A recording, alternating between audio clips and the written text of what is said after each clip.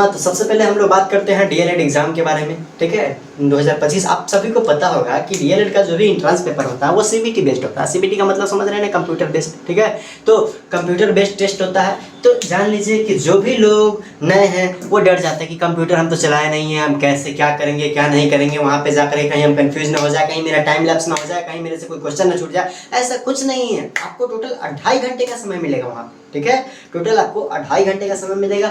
आपको कुछ नहीं करना है, सबसे पहले एंटर करना है। जैसे ही आप एंटर कीजिएगा तो आपका क्या होगा, वहाँ पे रजिस्ट्रेशन होगा, आपका फोटो लिया जाएगा और उसके अलावा फिर क्या होगा, आपका थंब इम्प्रेशन से एंट्री वहाँ पर बना दिया जाएगा। फिर आप जैसे ही लैब में इंटर कीजिएगा तो आपको वहाँ पर जैसे ही रजिस्ट्रेशन हो जाएगा ना, तब आपको आपका सीट नंबर दे दिया जाएगा। सीट नंबर पे आपको पहुँचना है और फिर वहाँ पे जाकर कुछ देर वेट करना है, जब तक इन्विजिलेटर हम बताएं ना कि हाँ टाइम हो गया, तब तक आपको वहाँ पे बैठे रहना है। और जैसे ही वहाँ पे पहुँचते हैं तो आपने मॉनिटर पे जाकर के देख लीजिए कि आपका फोटो है या नहीं। ठीक है, वहाँ पे ऑलरेडी आपका फोटो होगा। ठीक है, और आपका रोल नंबर ऑलरेडी वहाँ पर इंटर किया होगा।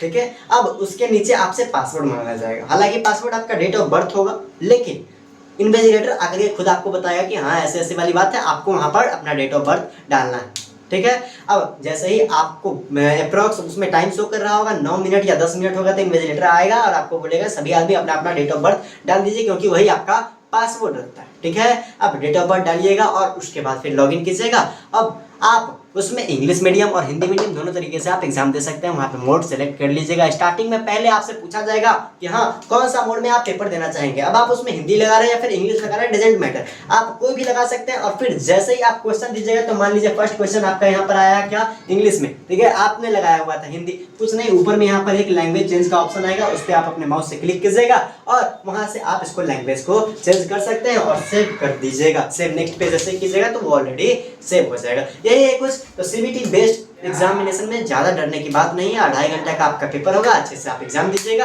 अब आगे हम बात करते हैं कि किस किस टॉपिक से क्वेश्चन पूछा जा सकता है। आप सभी को पता है कि हाँ कौन कौन सा टॉपिक आता है, कौन कौन सा सब्जेक्ट आता है। ठीक है, तो यही सब है, आपको ये देख लेना। ठीक है, चलिए फिर हम आगे बात करेंगे। हेलो दोस्तों, मेरा डीएलएड एंट्रेंस 2025 का एग्जाम ऑलरेडी हो चुका है। तो अपने अनुभव के अनुसार मैं आपको बताना चाहता हूँ कि डीएलएड में तो सबसे पहले आपको पता है कि 120 नंबर का एग्जाम होता है और टोटल 120 क्वेश्चन भी पूछे जाते हैं, जिसमें से हिंदी 25 नंबर का होता है, 25 क्वेश्चन पूछे जाते हैं।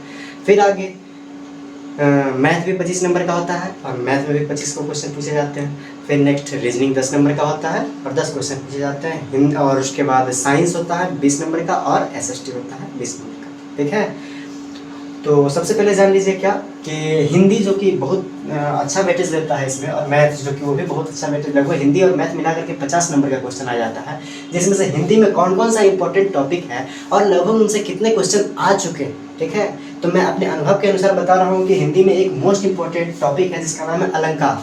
ठीक है, तो मेरे एग्जाम में तो लगभग 6 टॉपिक आए हुए थे, 6 क्वेश्चन आए हुए थे इस अलंकार से। ठीक है, तो आप भी याद रखिए, लगभग हर एक शिफ्ट में अभी तक मैंने जो भी देखा है, हर एक शिफ्ट में लगभग 7 क्वेश्चन इस अलंकार से आए हुए हैं। ठीक है, अब फिर दूसरा टॉपिक का नाम है काल। ठीक है, तो काल में मेरे शिफ्ट में तो लगभग 2 क्वेश्चन आए हुए थे। जैसे कि एग्जाम्पल में मेरे में पूछा गया हुआ था कि सोहन गीत गा रहा था, बताइए कौन सा, भूतकाल का एग्जाम्पल। ठीक है, तो जैसे कि मुझे तो पता था कि हाँ भाई ये अपूर्ण भूतकाल का एग्जाम्पल है, जैसे कि सोहन अभी गीत गा ही रहा था, उसका तो गाना कंप्लीट हो नहीं पाया था, इसी कारण यह अपूर्ण भूतकाल कहलाएगा। तो काल से लगभग मेरे शिफ्ट में तो 2 क्वेश्चन आए हुए थे। अगला था क्या, सही और गलत वाक्य पहचानिए। ठीक है, तो इसमें एक ऐसा था जो सही आपको वाक्य पहचानना था और 3 उसमें गलत था, एक सही था, और एक ऐसा था जिसमें से आपको गलत पहचानना था, 3 सही था और 1 गलत था। ठीक है, तो इसमें से भी आएगा। और अगला है समास। समास से लगभग मेरे शिफ्ट में भी 2 क्वेश्चन आया हुआ था, और आगे भी मैंने देखा है तो जितने भी शिफ्ट हैं उस सब में समास में से 2 या 3 क्वेश्चन आए हैं। सही गलत में से गारंटी के साथ है कि 2 क्वेश्चन आना ही आना। अब दूसरा बात करें कि एसएसटी, ठीक है, सामाजिक विज्ञान जिसको हम लोग कहते हैं, उससे लगभग 20 क्वेश्चन पूछे जाते हैं और पर क्वेश्चन 1 नंबर का होता है। तो ज़्यादा तो मुझे याद नहीं, लेकिन फिर भी इतना मुझे याद है कि हाँ मॉडर्न हिस्ट्री से 2 क्वेश्चन मेरे शिफ्ट में जरूर पूछे गए हुए थे। ठीक है, तो मॉडर्न हिस्ट्री को अच्छे से आप लोग देख लीजिएगा, और दूसरा पॉलिटी से भी 2 क्वेश्चन के आसपास था। तो जैसा कि मुझे याद है कि एक क्वेश्चन पूछा गया हुआ था कि बताइए इन सभी देशों में से कौन से देश में प्रत्यक्ष लोकतंत्र या फिर प्रत्यक्ष रूप से चुनाव होता है। ठीक है, ऑप्शन में था एक, पहला स्विट्जरलैंड, दूसरा था हमारा भारत, तीसरा था फ्रांस और चौथा था अमेरिका। तो बताइए, आप लोग कमेंट करके बताइए कि हाँ कौन सा हो सकता है इसका ऑप्शन। मैंने तो स्विट्जरलैंड लगाया है। प्रत्यक्ष का आपको मतलब पता है क्या? प्रत्यक्ष का मतलब ये होता है कि आप डायरेक्ट वहाँ के किसी भी लीडर को या फिर उसके प्रेसिडेंट को, उस कंट्री के प्रेसिडेंट को, या फिर जिस चीज़ का भी इलेक्शन हो रहा है उसको आप डायरेक्ट चुन सकते हैं। लेकिन हमारे भारत देश का बात करें तो आप तो किसी पहले एमपी या फिर विधायक को आप चुन सकते हैं, और वो एमपी और विधायक जो होता है वो प्राइम मिनिस्टर को चुनता है। आप डायरेक्ट प्राइम मिनिस्टर को वोट नहीं दे सकते, आपको पहले विधायक को चुनना होगा या फिर एमपी को चुनना होगा, ठीक है। तो ये पूछा गया हुआ था, तो मैंने तो उसमें स्विट्जरलैंड लगाया हुआ है। और फिर मॉडर्न हिस्ट्री से बात करें तो उससे भी कुछ क्वेश्चन था, और हिस्ट्री से एक और क्वेश्चन आया हुआ था, जैसे कि मॉन्टेग्यू चेम्सफोर्ड सुधार भारत में कब आया हुआ था, ठीक है। मॉन्टेग्यू चेम्सफोर्ड जो है वो भारत में कब आया हुआ था, तो मैंने तो लगा दिया था 1999, ठीक है। एक और क्वेश्चन था मार्ले मिंटो सुधार कब आया हुआ था, तो वो सब तो आप लोग को भी पता है, क्लास 10th में आप लोगों ने पढ़ा होगा कि 1909 ईस्वी में मार्ले मिंटो सुधार आया हुआ था हमारे इंडिया में। इसी तरीके से और भी कुछ क्वेश्चन थे जिसका हम आगे डिस्कशन करते हैं।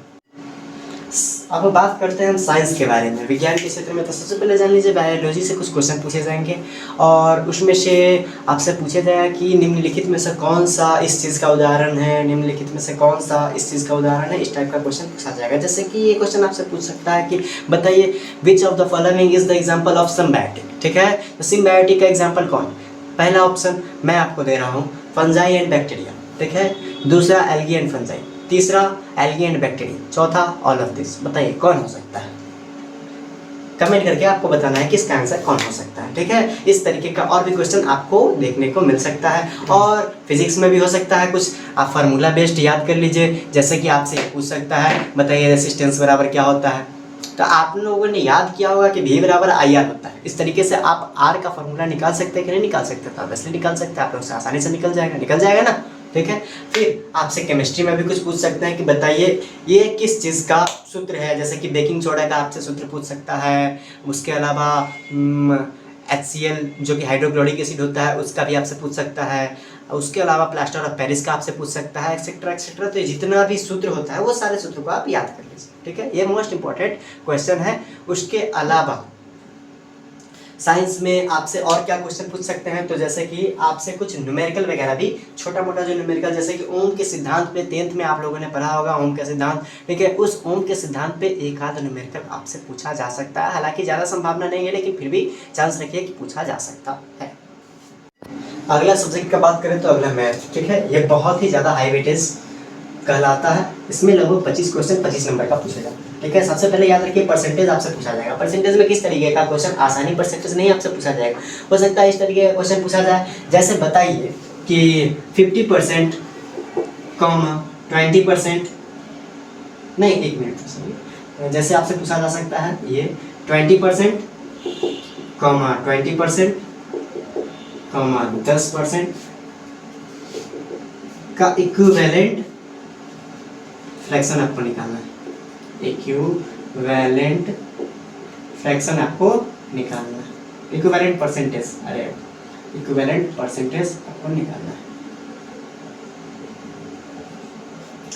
अब ऑप्शन में मैं आपको दे रहा हूं 50%, option B 42.25%, option C 44.4%, option D 40%, ठीक है। इस टाइप का अगर आपसे क्वेश्चन पूछा जाएगा तो आप इसका क्या कीजिएगा? बताइए। इक्विवेलेंट परसेंट इसका पूछा जा रहा है। अधिकांशतः बच्चे कुछ नहीं देखेंगे, सीधा कहेंगे परसेंट निकालना है। 20%, 20%, 10%, सीधा लगा देंगे 20, 20, 40, 40, 10, 50, ठीक है। जो कि ये क्या होगा? गलत होगा, ठीक है। इसका आंसर क्या होगा?